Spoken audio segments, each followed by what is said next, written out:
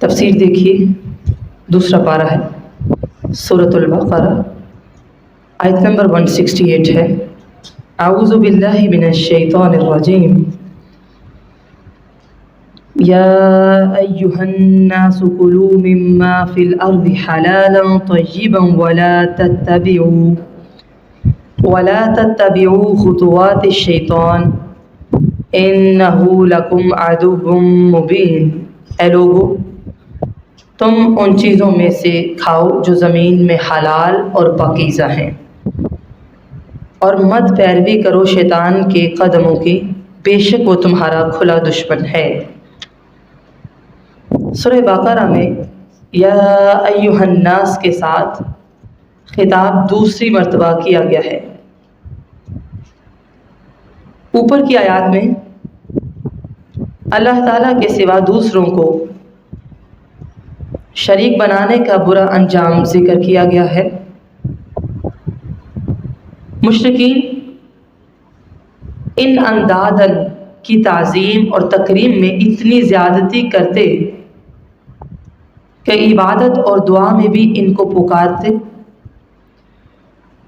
اور ان کے نام پر بہت سے مویشی مثلاً بحیرہ، سائبہ، وسیلہ، حام وغیرہ حرام قرار دے دیتے، ان پر نہ سواری کرتے، نہ ان کا گوشت کھاتے، اور ان کو اللہ کے قریب ہونے کا ذریعہ سمجھتے۔ سورۃ الانعام آیت نمبر 138 139 میں یہ مضمون آیا ہے۔ اور دوسری طرف انہوں نے اللہ کی حرام کردہ چیزوں کو حلال ٹھہرایا تھا، مثلاً مردار، خون، خنزیر اور غیر اللہ کی نظر و نیاز۔ چنانچہ اس آیت میں اس طرح کے حرام ٹھہرا لینے سے منع فرمایا گیا ہے، اور اللہ تعالیٰ کی پیدا کردہ حلال اور طیب چیزیں کھانے کا حکم دیا گیا ہے۔ جو حرام چیزیں ہیں ان سے بچو، اس کی حلال کردہ طیب چیزوں کو حرام نہ ٹھہراؤ، کیونکہ اسلام تب معتبر ہوگا جب کوئی شخص مسلمانوں کی حلال اشیاء کو حرام نہیں ٹھہرائے گا۔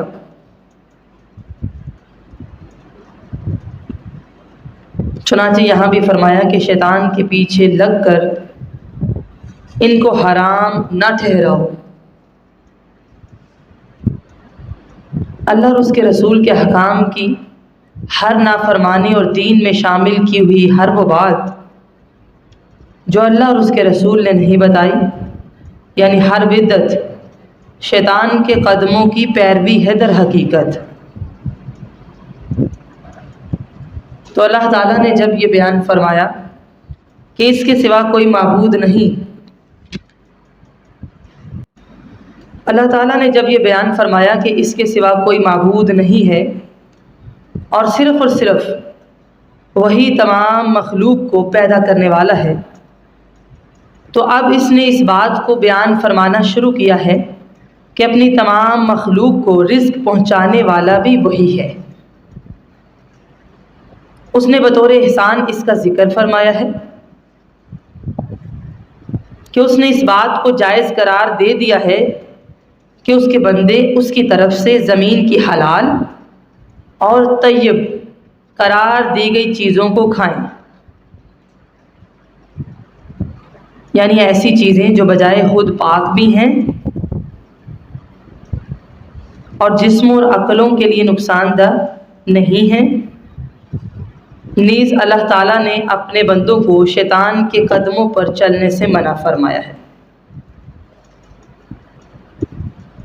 شیطان کے قدموں سے مراد اس کے وہ طریقے اور راستے ہیں جن پر چلا کر اس نے اپنے ماننے والوں کو گمراہی میں مبتلا کر دیا ہے۔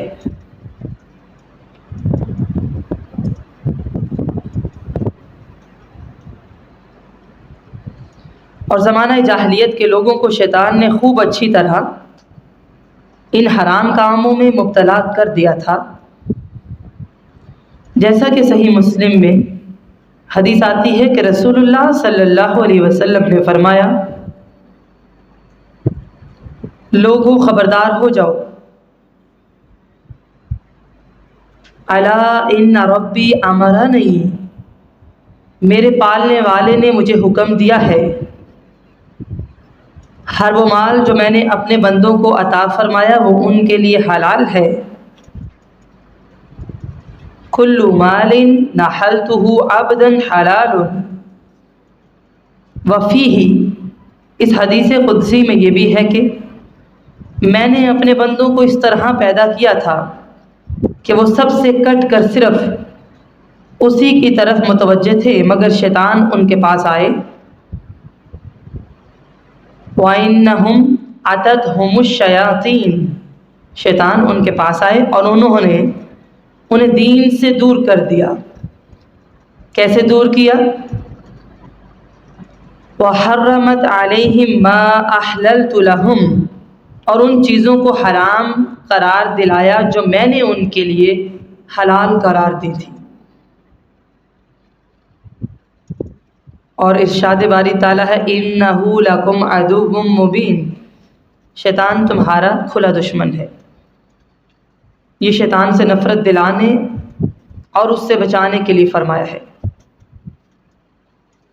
سورہ فاطر آیت نمبر 6 میں آتا ہے، اِنَّ الشَّيْطَانَ لَكُمْ عَدُوٌّ فَاتَّخِذُوهُ عَدُوًّا، شیطان تمہارا دشمن ہے لہٰذا اسے دشمن سمجھو۔ سورۃ الکہف آیت نمبر 50 میں آتا ہے، أَفَتَتَّخِذُونَهُ وَذُرِّيَّتَهُ أَوْلِيَاءَ مِن دُونِي وَهُمْ لَكُمْ عَدُوٌّ بِئْسَ لِلظَّالِمِينَ بَدَلًا، کیا تم اس کو اور اس کی اولاد کو میرے سوا دوست بناتے ہو؟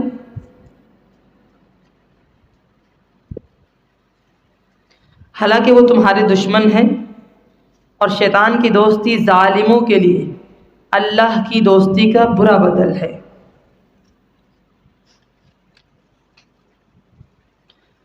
اور شیطان کیا حکم دیتا ہے، انما یأمرکم بالسوء والفحشاء وان تقولوا علی اللہ ما لا تعلمون، وہ تو صرف تمہیں برائی اور بے حیائی کا حکم دیتا ہے، اور یہ حکم دیتا ہے کہ تم اللہ کے بارے میں وہ باتیں کہو جو تم جانتے نہیں۔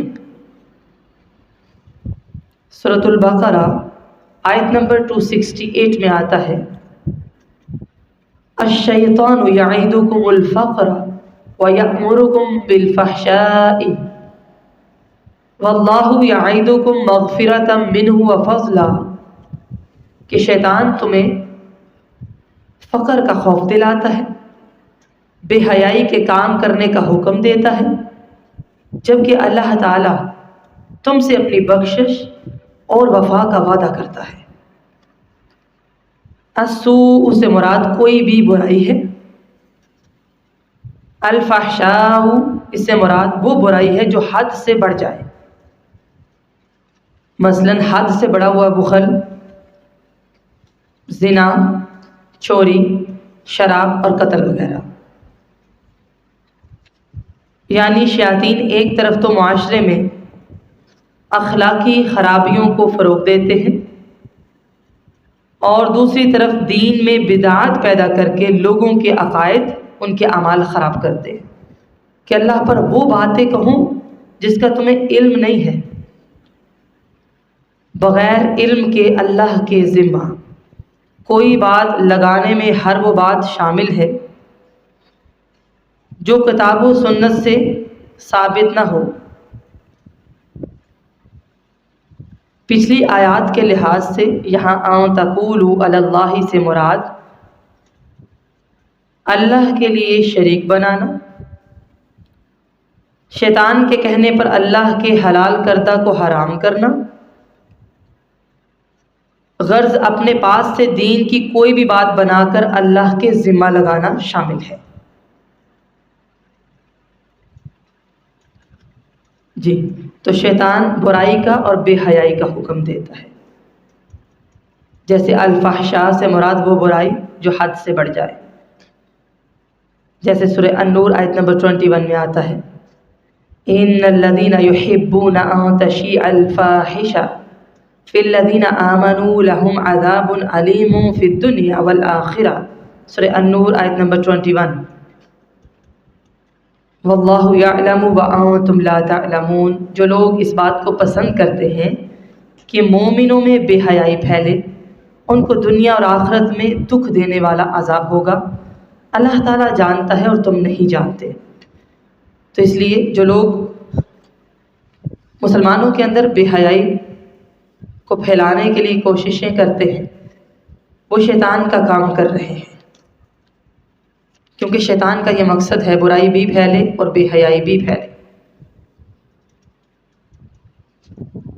وَإِذَا قِيلَ لَهُمُ اتَّبِعُوا مَا أَنزَلَ اللَّهُ قَالُوا بَلْ نَتَّبِعُ مَا أَلْفَيْنَا عَلَيْهِ آبَاءَنَا أَوَلَوْ كَانَ آبَاؤُهُمْ لَا يَعْقِلُونَ شَيْئًا وَلَا يَهْتَدُونَ، اور جب ان سے کہا جاتا ہے کہ تم اس قرآن کی پیروی کرو جو اللہ نے نازل کیا ہے، تو کہتے ہیں نہیں، بلکہ ہم تو اس چیز کی پیروی کریں گے جس پر ہم نے اپنے باپ دادا کو پایا ہے۔ کیا وہ پیروی کریں گے اگرچہ ان کے باپ دادا کچھ نہیں سمجھتے ہوں اور نہ وہ راہ ہدایت پر تھے؟ مشرک تقلید کرتا ہے۔ اللہ تعالیٰ فرماتا ہے کہ جب ان کافروں کو، مشرکوں کو کہا جاتا ہے کہ اللہ کی کتاب کی پیروی کرو، اپنی گمراہی کو، جہالت کو چھوڑ دو، تو وہ جواب میں کیا کہتے ہیں کہ نہیں، ہم اس کی پیروی کریں گے جس پر ہم نے اپنے خاندان کو پایا ہے۔ تو اللہ تعالیٰ نے ان کی تردید کرتے ہوئے فرمایا ہے، ان کا رد کرتے ہوئے، کہ اگرچہ ان کے باپ دادا، ان کے آباء و اجداد نہ سمجھ رکھتے ہوں، نہ ہدایت پر ہوں۔ یاد رکھیے، یہود و نصارہ یا مشرکین کے پاس اپنے شرکیہ افعال کے لیے کوئی نہ عقلی دلیل ہوتی ہے، نہ اللہ کی طرف سے نقلی دلیل ہوتی ہے۔ چنانچہ ان کا جواب کیا ہوتا ہے کہ جی ہمارے خاندان کے بڑے یہ کرتے ہیں۔ آج بھی آپ کو ایسے جواب ملتے ہوں گے، ہمارے بڑے ایسے کرتے ہیں۔ کیا وہ غلط کرتے تھے؟ وہ ہم سے زیادہ عقل مند تھے۔ اللہ تعالیٰ نے اس کے جواب میں فرمایا کہ ہو سکتا ہے ان میں عقل نہ ہو، دین کی سمجھ نہ ہو، انہوں نے خسارے کی تجارت کی ہو، ساری زندگی غلط راستہ انہوں نے اختیار کیا ہو، تو کیا تم اندھے بن کر انہی کے پیچھے چلتے رہو گے؟ نہیں، بلکہ خود عقل سے کام لو اور سیدھے راستے پر چلو، جو صرف وہ ہے جو اللہ نے اتارا ہے۔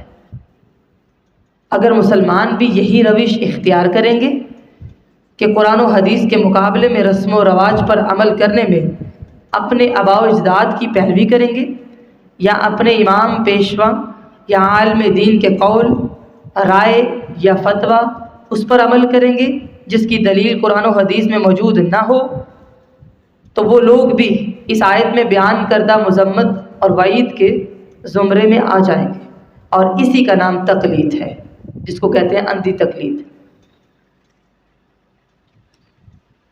کیونکہ علماء کے نزدیک تقلید کی تعریف یہ ہے کہ اللہ اور اس کے رسول کی بجائے کسی غیر، امام ہے، پیشوا ہے یا عالم دین ہے، اس کا قول دلیل کے بغیر لے لینا، یہ تقلید ہوتی ہے۔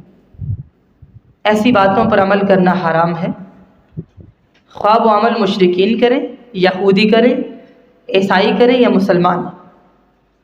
ہاں، اگر کسی امام، پیشوا یا عالم کی رائے قرآن و حدیث کی نصوص کے خلاف نہ ہو تو ایسی رائے پر عمل کرنا تقلید میں نہیں آتا، نہ اسے ناجائز کہا جائے گا۔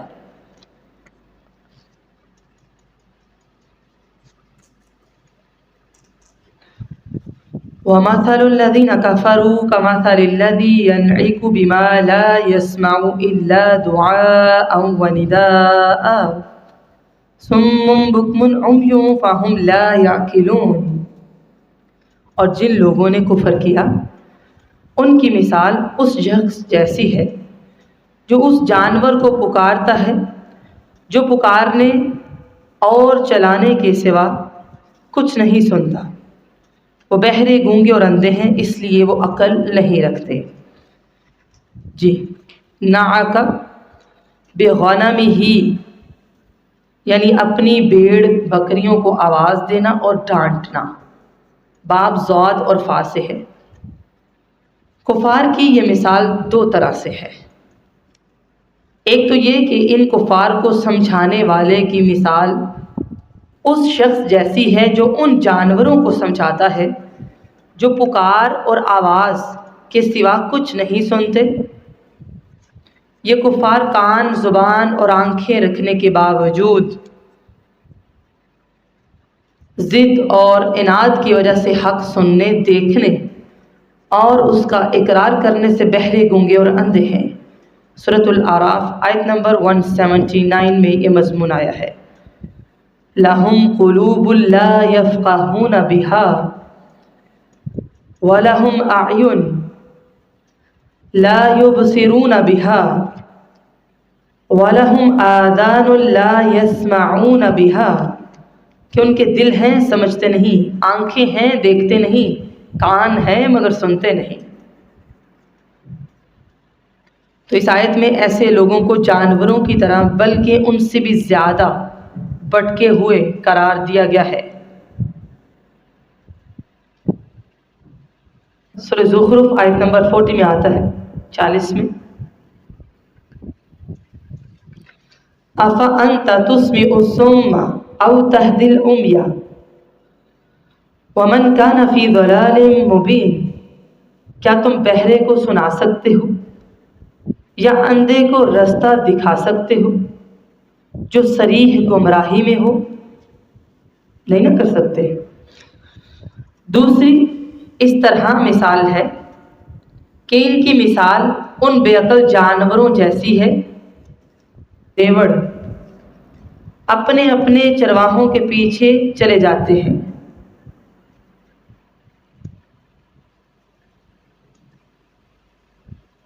اور بغیر سوچے سمجھے ان کی آواز پر حرکت کرتے ہیں۔ اسی طرح یہ لوگ اپنے اپنے پیشواؤں کے پیچھے بغیر سوچے سمجھے چلے جاتے ہیں۔ آیت میں دونوں مفہوم موجود ہیں۔ جی سمجھ آ گئی کہ مشرک کی مثال یہاں پر ایک حیوان کی طرح ہے، جیسے سورہ النحل آیت نمبر 60 میں آتا ہے لِلَّذِينَ لَا يُؤْمِنُونَ بِالْآخِرَةِ مَثَلُ السَّوْءِ جو لوگ آخرت پر ایمان نہیں رکھتے انہی کے لیے بری مثال ہے۔ یا ایھا الذین آمنوا کلوا من طیبات ما رزقناکم واشکروا للہ ان کنتم ایاہ تعبدون اے لوگو جو ایمان لائے ہو تم ان پاکیزہ چیزوں میں سے کھاؤ جو ہم نے تمہیں رزق کے طور پر دی ہیں، اور اللہ کا شکر کرو اگر تم اسی کی عبادت کرتے ہو۔ انما حرم علیکم المیتۃ والدم ولحم الخنزیر وما اہل به لغیر اللہ فمن اضطر غیر باغ ولا عاد فلا اثم علیہ ان اللہ غفور رحیم۔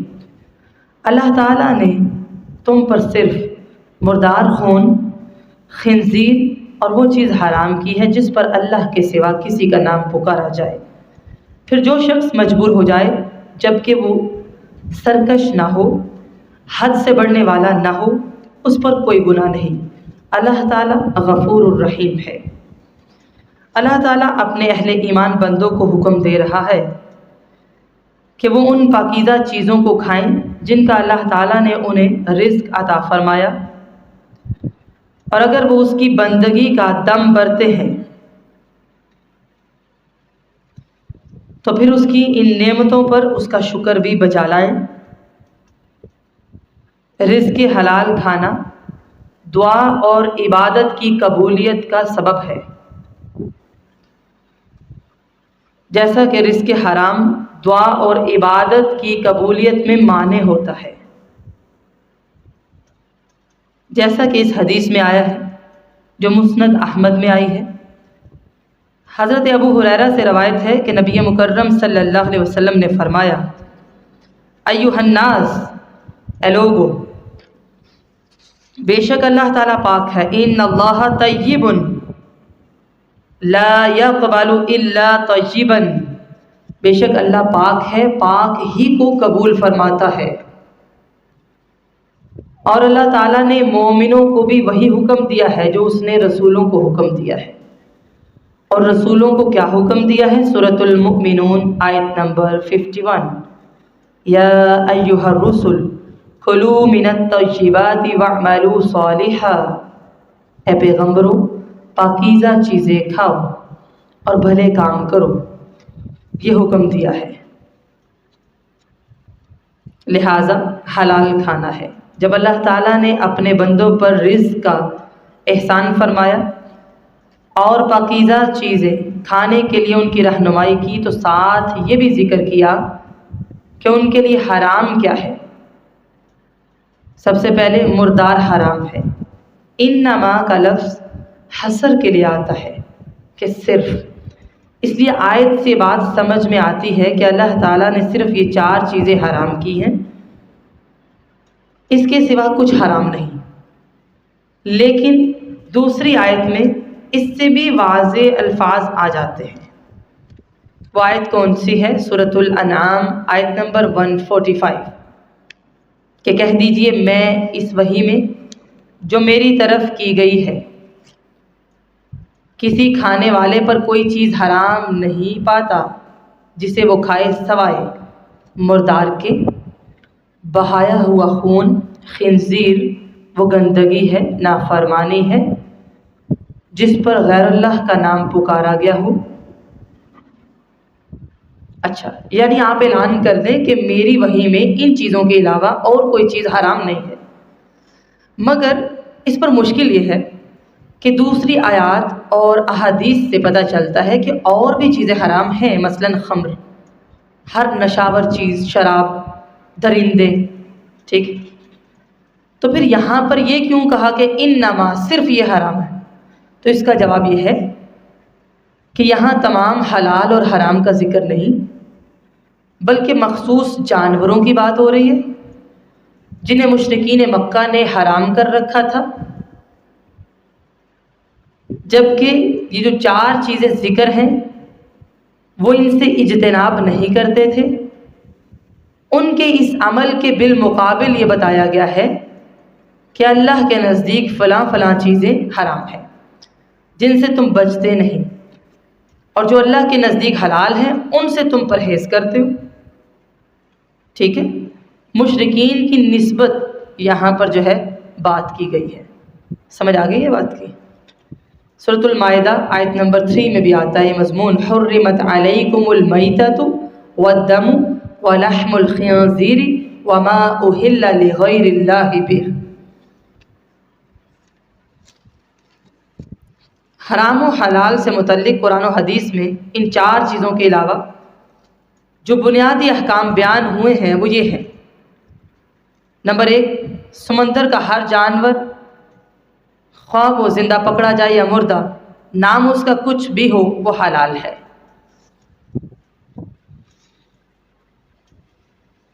ٹھیک ہے جی، اس سے مراد پانی میں رہنے والے وہ جانور ہیں جو پانی کے بغیر زندہ نہیں رہ سکتے،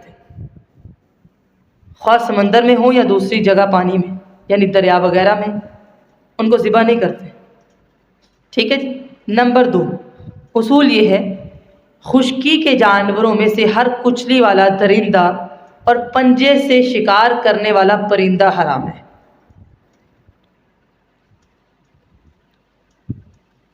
ذی ناب، ٹھیک ہے، اور ذی مخلب، یہ مسلم کی روایت ہے۔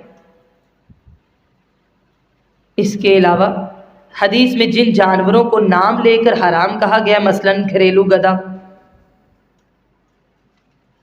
وہ جانور جنہیں مارنے کا حکم ہے، جیسے سانپ، بچھو، کوا، چھپکلی، چیل،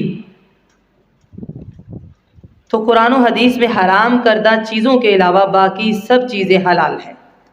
ٹھیک ہے، جیسے میں نے کہا کہ مردار حلال ہے سمندر کا، یہ حدیث میں بھی آتا ہے، نبی مکرم صلی اللہ علیہ وسلم نے فرمایا، مسند احمد کی حدیث ہے، هو الطہور ماؤہ والحل میتتہ، کہ سمندر کا پانی پاک اور مردار حلال ہے۔ اسی طرح حدیث میں آتا ہے، احلت لنا میتتان و دمان، ہمارے لیے 2 مردار اور 2 خون حلال ہیں۔ مردار مچھلی اور ٹڈی، یہ ایک پرندہ ہے۔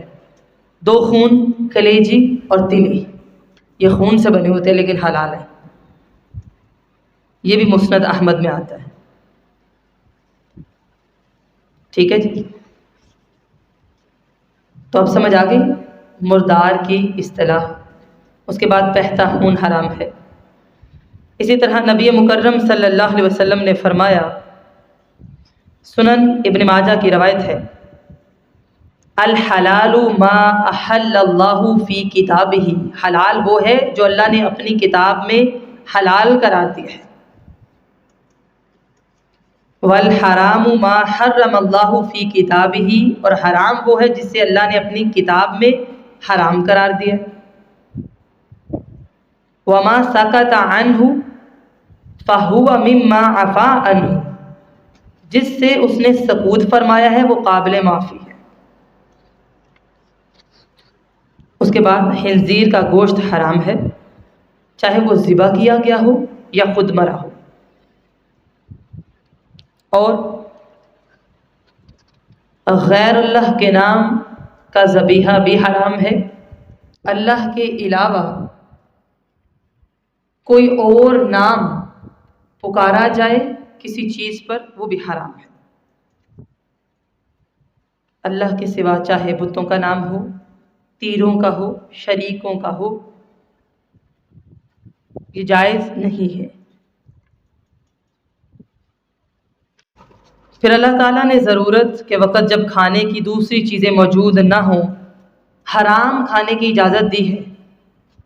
بندے کی موت واقع ہو جائے گی، کچھ اور نہیں مل رہا، جیسے کوئی مشکل وقت آ گیا، وہ جنگل میں ہے لیکن وہ سرکش بھی نہیں ہے، زیادہ کھانے والا بھی نہیں، بس زندہ رہنے کے لیے کھائے گا، تو وہ تھوڑا سا لقمہ لگا لیتا ہے کہ جان بچ جائے، خودکشی نہ ہو جائے، تو یہ ہے اضطراری حالت۔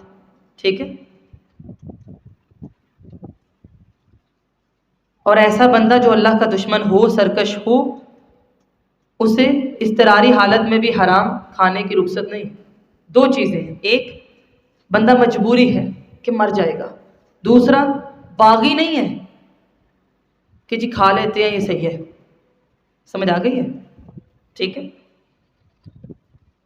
اگر وہ ایسا کرے گا تو اس پر کوئی گناہ نہیں، اس کے لیے اللہ تعالیٰ بخشنے والا مہربان ہے۔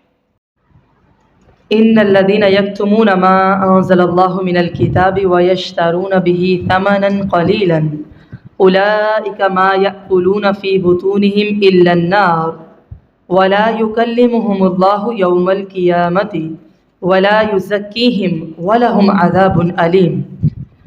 بے شک جو لوگ اللہ کی نازل کی گئی کتاب میں سے کچھ باتیں چھپاتے ہیں اور ان کے بدلے تھوڑی قیمت لیتے ہیں، وہ اپنے پیٹوں میں آگ کے سوا کچھ نہیں بھرتے، اور قیامت کے دن اللہ ان سے کلام نہیں کرے گا، نہ انہیں پاک ہی کرے گا، ان کے لیے بہت دردناک عذاب ہے۔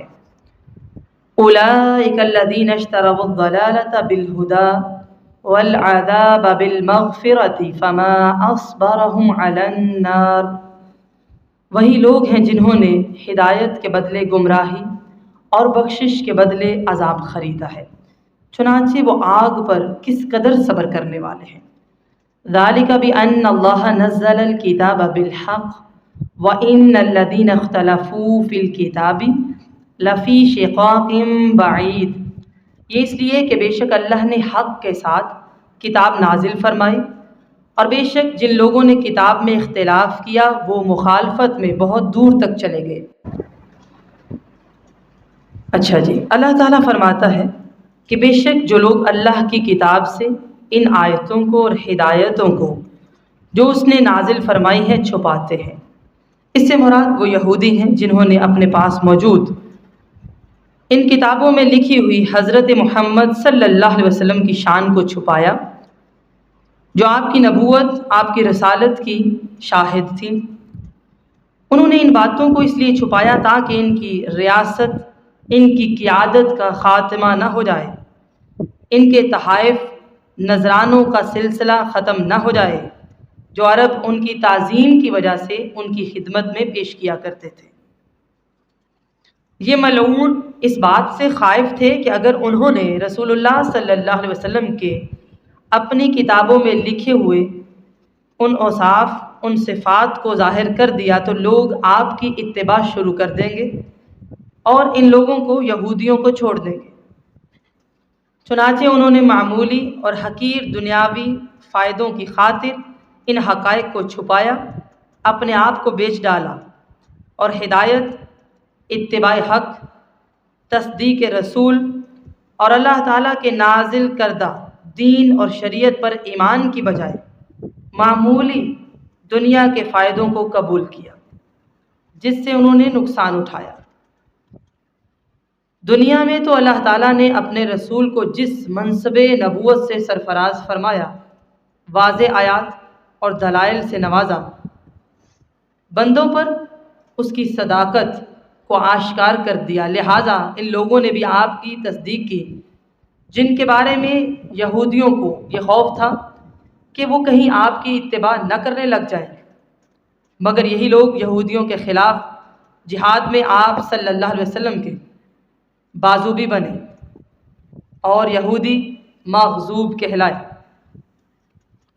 یہی وجہ ہے کہ اللہ تعالیٰ نے قرآن مجید میں کئی مقامات پر ان کی مذمت فرمائی ہے اور کہا کہ یہ لوگ اپنے پیٹوں میں آگ بھرتے ہیں۔ ایسے ہی ہے نا، سورۃ البقرہ آیت نمبر 159 میں آتا ہے، ان الذین یکتمون ما انزلنا من البینات والہدی من بعد ما بیناہ للناس فی الکتاب اولئک یلعنہم اللہ۔ کیا فرمایا؟ جو لوگ ہمارے احکامات کو چھپاتے ہیں ہدایت کے باوجود، یہ کہ ہم نے ان لوگوں کے لیے اپنی کتاب میں کھول کھول کر بیان کیا ہے، پھر بھی یہ چھپا رہے ہیں، ان پر اللہ کی لعنت ہے۔ اس لیے کہ جو اللہ تعالیٰ نے حق کے ساتھ نازل کر دیا ہے وہ چھپانا نہیں ہے، اور اس کے بدلے میں یہ تھوڑی قیمت لیتے ہیں، اس لیے کہ دنیا کا فائدہ ہمیشہ تھوڑا ہوتا ہے۔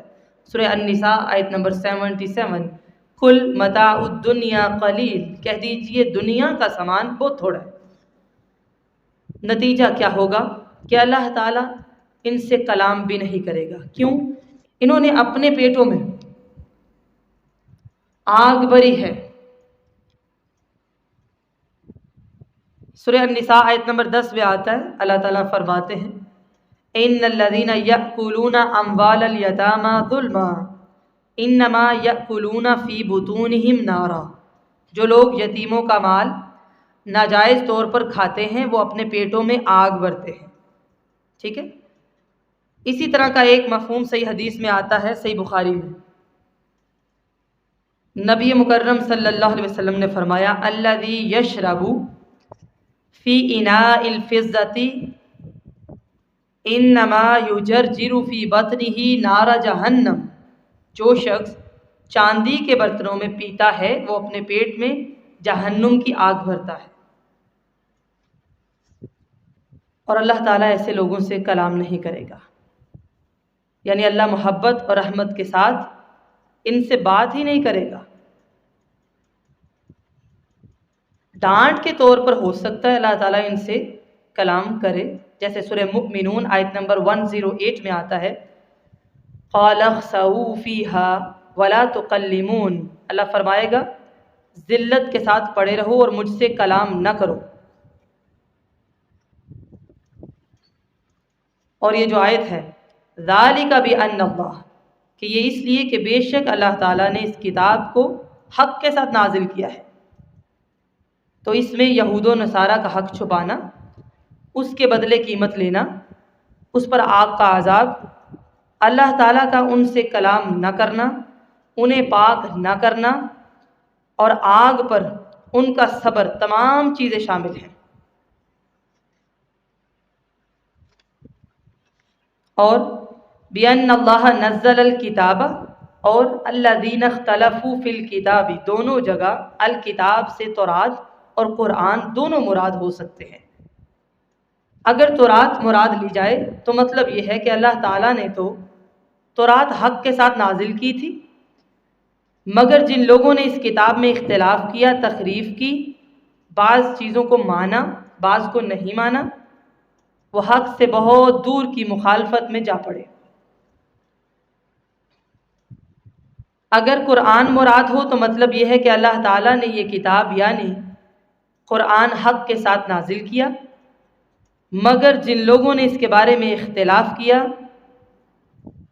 کسی نے کہا یہ وہ نہیں جس کی تورات میں پیشین گوئی ہے، کسی نے کہا یہ صرف امی لوگوں کے لیے ہے، جیسا کہ ابن سیاد نے نبی مکرم صلی اللہ علیہ وسلم سے کہا تھا، بخاری میں آتا ہے۔